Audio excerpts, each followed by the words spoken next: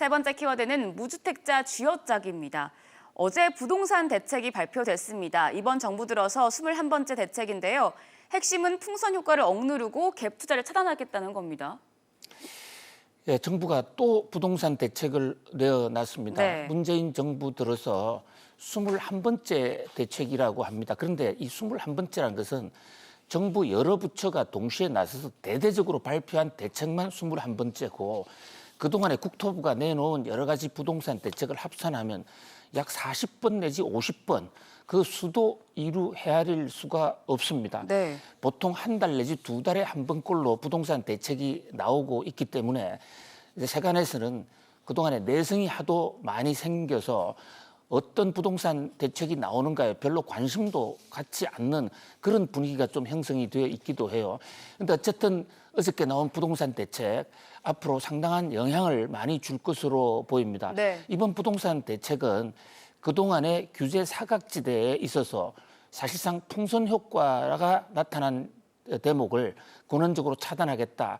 이래서 지금 규제 지역을 확대하는 겁니다. 특히 서울 부근에 있는 지역은 모두 규제 지역으로 조정 대상 지역이나 또는 투기 과열 지역으로 묶어서 그래서 부동산을 사고 파는 것을 규제를 하게 되고요. 네. 또 재건축도 앞으로는 2년 이상의 거주해야만 분양권을 주는 문제, 또 전세 자금도 주택을 사게 되면 바로 환수하는 문제, 또 법인에 대해서 기업이나 단체들에 대해서도 부동산에 대해서 규제하는 이런 상당히 광범위하고 전방위적인 대책이 나왔습니다. 박사님, 그런데 또 다른 풍선 효과를 좀 예상을 해볼 수 있지는 않을까 싶은데요. 지금 저희가 키워드로 무주택자 쥐어짜기를 잡았는데 무주택자들의 내 집 마련 꿈이 좀 날아간 게 아닌가 이런 이야기도 있거든요. 그래서 가장 큰 이제 걱정은 이번 부동산 대책은 이 무주택자를 오히려 쥐어짜는 것이 아닌가, 또는 무주택자들은 영원히 주택 없이 살아라고 하는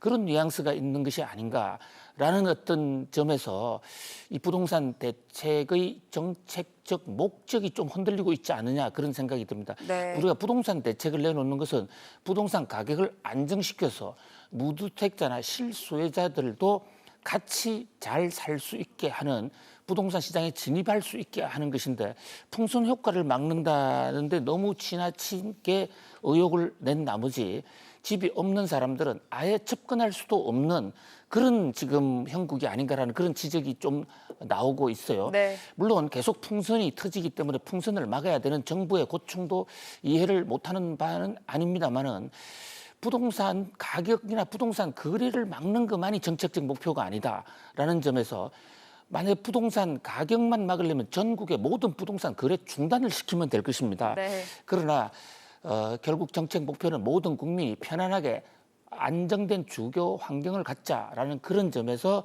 이번 정책 효과를 한번 반성을 해볼 필요가 있을 것 같고요. 네. 또 하나 이번 이 부동산 김현미 장관의 대책이 정부 발표 이전에 이미 카페 사이트에 모두 공개가 되는 이런 사건이 터졌습니다.